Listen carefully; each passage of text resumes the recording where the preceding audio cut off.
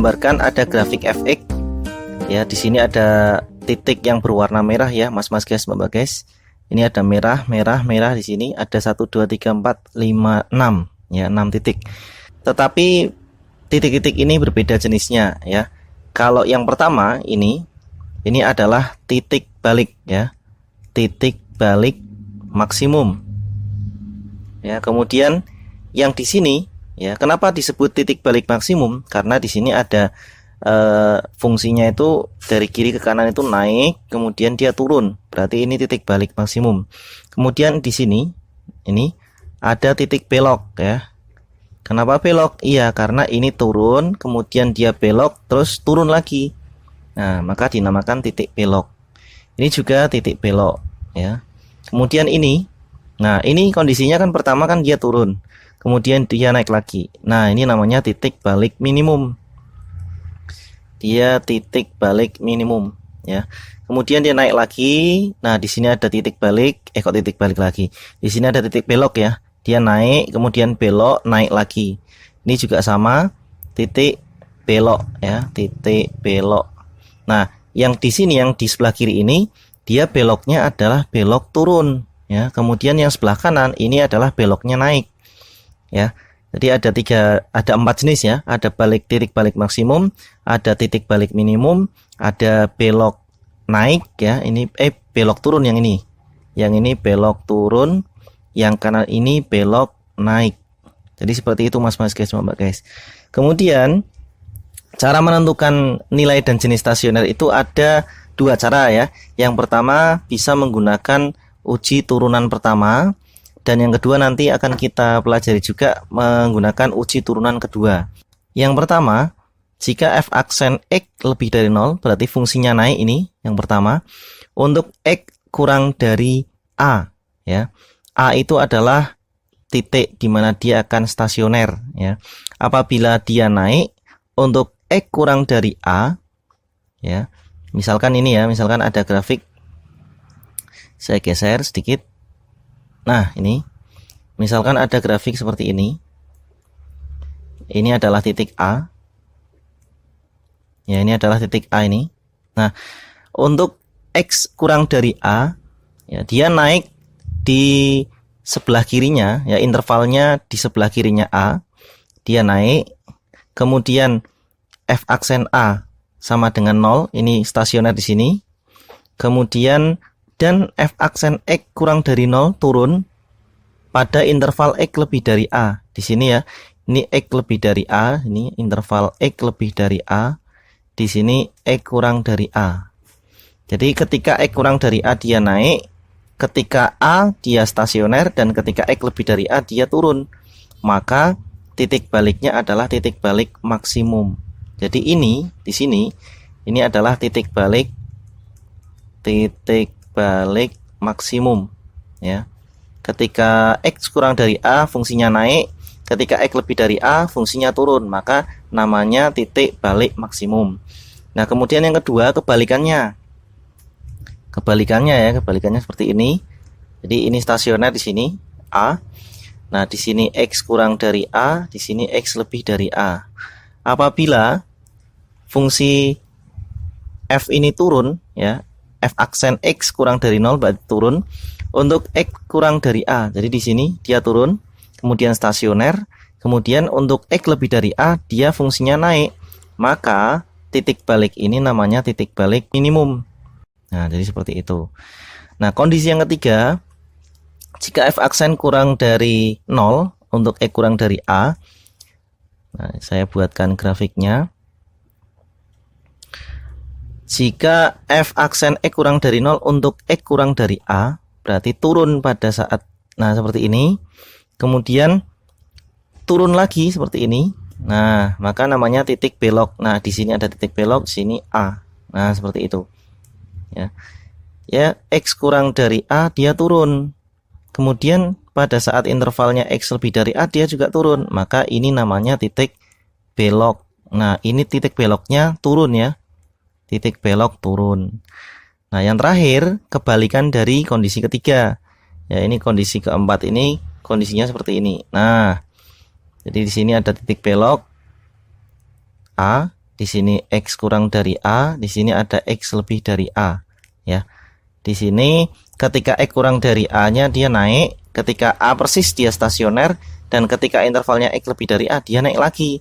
Maka ini namanya titik belok naik, ya, titik beloknya naik. Dia ada 4 kondisi seperti ini, ya. Nah, berikutnya kita akan mempelajari cara menentukan titik dan jenis stasioner menggunakan uji turunan kedua. Jadi di sini ada 4 ketentuan, ya, 4 kondisi. Sama dengan kondisi sebelumnya, cara menentukan titik dan jenis stasioner menggunakan turunan pertama. Yang pertama, jika F aksen A sama dengan 0 dan F double aksen, ya, double aksen itu artinya turunan kedua. Ini double aksen A kurang dari 0, maka A, FA merupakan titik balik maksimum. Dan FA adalah nilai maksimum. Jadi terbalik ya, terbalik dengan fungsi turunan pertamanya. Misalkan ada F aksen X kurang dari 0, ini kan seharusnya kalau turunan pertama ini merupakan fungsi turun, ya enggak? Karena F aksen X kurang dari 0. Tetapi ketika kita menjumpai turunan kedua di sini, F double aksen, ya, F double aksen X kurang dari 0, justru ini malahan titik baliknya maksimum, bukan minimum. Nah, gitu. Ya. Jadi kalau F turunan pertama ini, F aksen pertama ini turun, maka justru titik baliknya malah maksimum. Nah, kebalikannya apabila F aksennya itu lebih dari 0, ya, maka F double aksennya, ya, ini kan F aksen X lebih dari 0 ini kan fungsinya naik, ya kan? Justru double aksen X lebih dari 0 itu dia titik baliknya minimum, ya, minimum, ya, kebalikan dari yang pertama ini. Kemudian yang ketiga, jika F aksen A sama dengan 0, ya, kemudian F aksen X kurang dari 0, berarti ini turun. Untuk X kurang dari A, berarti grafiknya ya seperti ini, ya. Nah, ini dia turun di sini, kemudian turun lagi, ya. Kemudian nilai A titik stasioner ini dimasukkan ke dalam fungsi F, ya. Kok sama dengan 0, berarti dia titik beloknya adalah turun. Kebalikannya, apabila disubstitusikan sama dengan 0, kok fungsinya naik dan naik lagi. Nah, seperti ini, maka ini adalah titik belok naik, ya.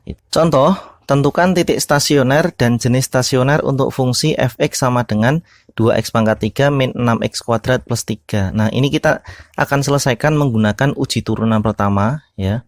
Turunan pertama, dan nanti juga akan kita selesaikan juga menggunakan uji turunan kedua, ya. Kita praktekkan apa yang barusan kita pelajari, ya, mas-mas guys, mbak guys. Oke, yang pertama, uji turunan pertama. Pertama kita turunkan dulu fungsi ini, ya. Berarti F aksen X, ya, sama dengan 6x kuadrat min 12x. Nah, setelah itu kita cari, ya, kita cari titik stasionernya, ya, dengan menurunkan fx kemudian disamadankan 0. Berarti 6x kuadrat min 12x sama dengan 0. Nah, begitu, ya. Nah, kita faktorkan. 6x kita keluarkan, dikalikan 6x kuadrat bagi 6x sama dengan x, kemudian ini 12 dibagi 6 jadinya min 2, ya, sama dengan 0. Maka nilai x-nya adalah 0 atau x min 2 sama dengan 0, x sama dengan 2. Ya, kita punya nilai x sama dengan 0 dan x sama dengan 2. Kemudian kita buat garis bilangan di sini, ya, untuk membantu kita meletakkan titik-titik ini. Berarti di sini ada 0, di sini ada 2, gitu, ya. Nah, kemudian kita ujikan titik-titik di antara 0 dan 2. Ya, di sini ada 1 berarti, ya. Di tengah ada 1, di sebelah kanan ada 3, dan sebelah kiri ada min 1, misalkan seperti itu. Kemudian titik-titik yang berwarna merah ini kita substitusikan ke dalam fungsi f aksen x, ya. Nah, gini. Nah, kita substitusikan ke sini. Berarti untuk x sama dengan min 1, maka berapa ini? 6 kali min 1 kuadrat min 12 kali min 1 sama dengan 6 kali min 1 kuadrat sama dengan 6, kemudian min 12 kali min 1 berarti 12 sama dengan 18. Nah, karena F aksen ya, karena F aksen min 1 itu lebih dari 0 ya, 18 kan lebih dari 0 ya, maka ini fungsinya naik ya. Ketika X sama dengan min 1, dia fungsinya naik. Kita kasih tanda positif di sini. Kemudian untuk F aksen dalam kurung 1, nah kita substitusikan ke sini. 6 kalikan 1 dikurangi 12 kalikan 1 sama dengan 6 kurangi 12 sama dengan min 6. Nah, karena min 6 ini kurang dari 0, berarti dia turun ya, fungsinya turun. Di sini kita kasih tanda min. Nah, yang terakhir kita substitusikan nilai 3 ya, nilai 3 ke dalam fungsi F aksen X. Berarti 6 kalikan 3 kuadrat min 12 kali 3.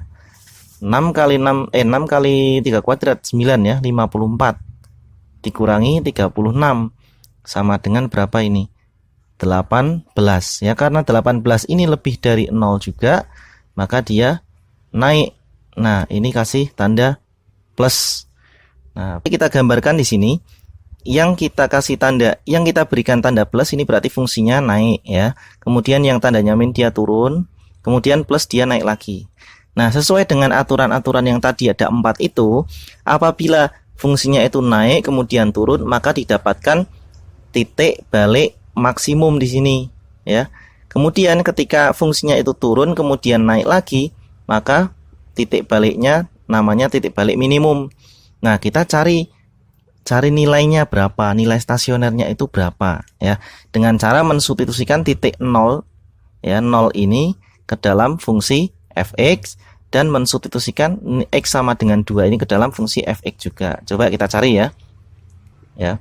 F dalam kurung 0 ya, kita ambil X sama dengan 0 dulu, kita substitusikan ke sini, berarti 2 kali 0 pangkat 3 ya, kemudian min 6 kali 0 ditambah 3 sama dengan 0 kurangi 0 tambah 3, hasilnya 3.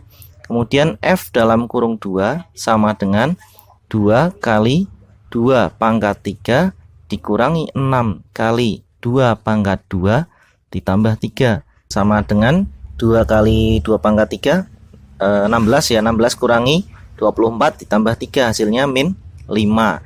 Nah, di sini kita bisa melihat ya, ketika X-nya 0 maka hasilnya 3. Nah, ini merupakan nilai maksimum. Ketika X-nya sama dengan 2 maka nilainya min 5. Jadi ini adalah nilai minimum. Nah, gitu mas guys, mbak guys ya. Jadi titik baliknya adalah 0,3 ya, 0,3 ini titik balik maksimum, dan titik balik minimumnya adalah 2, min 5. Nah, ini seperti ini cara menentukan stasioner dan jenisnya menggunakan turunan pertama. Berikutnya kita akan mencoba menggunakan uji turunan kedua ya mas guys, mbak guys. Kita turunkan dulu satu kali ya, F aksen X sama dengan 6x kuadrat min 12x.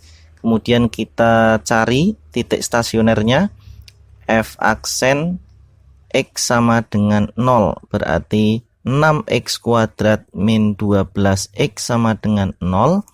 Kita faktorkan 6x ya, 6x dikalikan x min 2 sama dengan 0.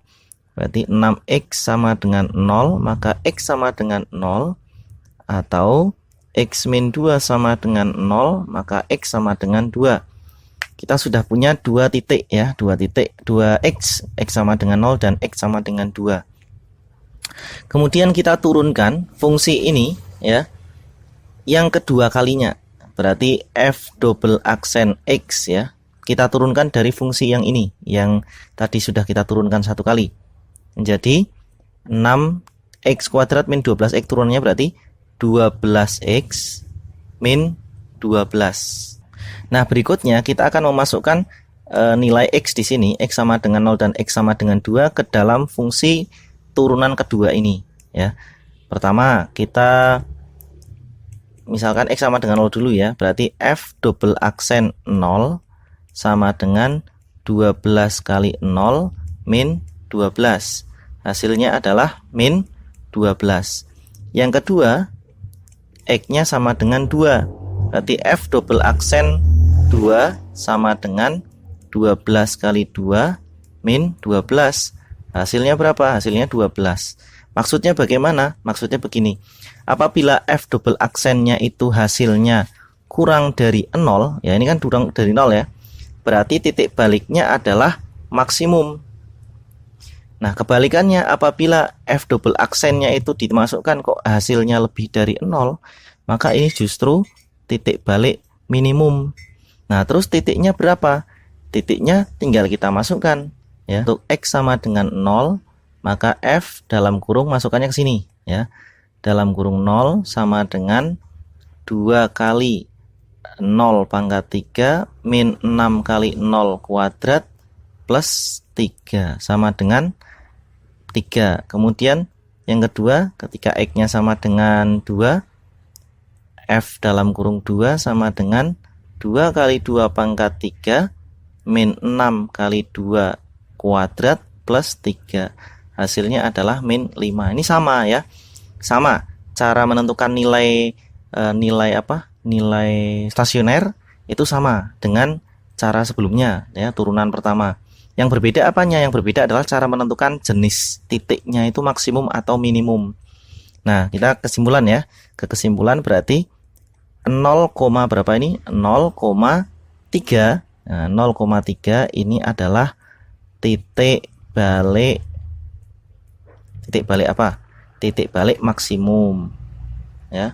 Kemudian 2,-5 ini adalah titik balik minimum. Nah, nilai stasionernya berapa? Nilai stasionernya adalah 3 dan min 5. Ini stasioner untuk maksimum, ini untuk yang minimum. Jadi seperti itu Mas guys, caranya menentukan nilai dan jenis stasioner.